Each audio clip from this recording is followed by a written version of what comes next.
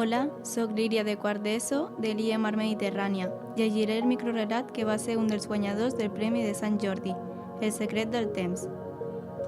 Amb cura començo a desenterrar una màquina estranya. Està enterrada en les ruïnes d'una ciutat antiga. Aconsegueixo treure la màquina oxidada, és gegant. Davant té una porta amb una petita finestra per a veure a l'exterior.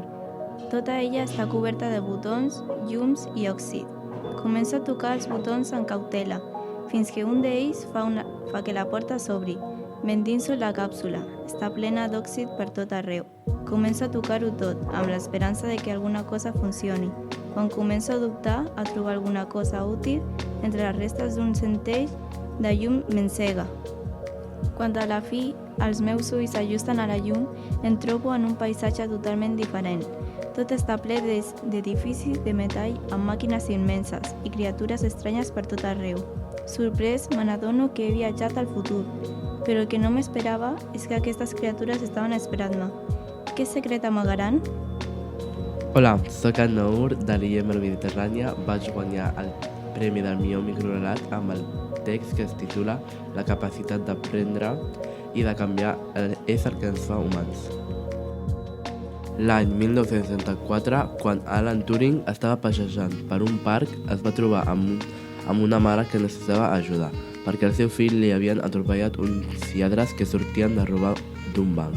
La mare, espantada pel seu fill, li va demanar ajuda a l'Alan perquè l'ambulància no arribaria a temps perquè el parc estava lluny del poble on vivien. L'Alan li va dir que no era metge, però li va explicar que estava desenvolupant una intel·ligència artificial. Després de molts intents, l'Alan va poder mantenir en vida el seu fill de la dona fins que va arribar l'ambulància. Quan arriben els tècnics de l'ambulància després de 2 hores, es van sorprendre perquè quasi ningú sobrevivia a aquells accidents durant molt de temps. Li va preguntar a l'Alan Turing com es va aconseguir mantenir en vida el noi i l'Alan va contestar que era gràcies a la intel·ligència artificial. Bon dia, soc l'Estefania i soc de quart d'ESO de l'Institut Escola Mar Mediterrània. Avui llegiré el meu microrelat que va ser un dels guanyadors del Premi de Sant Jordi. Es titula El desafiament de les creacions. El doctor Alexander William va dedicar tota la seva vida a l'experimentació clandestina. El seu laboratori era un santuari de creacions obscures i prometedores, i amb l'objectiu de millorar la seva ciutat creada per ell. Una nit, mentre manipulava uns gens, va succeir l'inimaginable. A la porta va trucar la seva secretària, Beba Shanou, que va informar sobre la visita d'un nou androide, fet que va sorprendre a William, ja que mai cap androide venia a la seva oficina.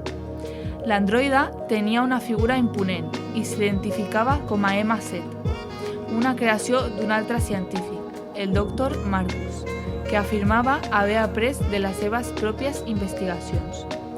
El Dr. William va acollir a l'androide M7, esperant descobrir els secrets d'aquesta nova creació. Amb el pas del temps, el Dr. William es va adonar que M7 no era només un androide, com els altres, sinó que era un ésser que desafiava les normes de la seva pròpia creació.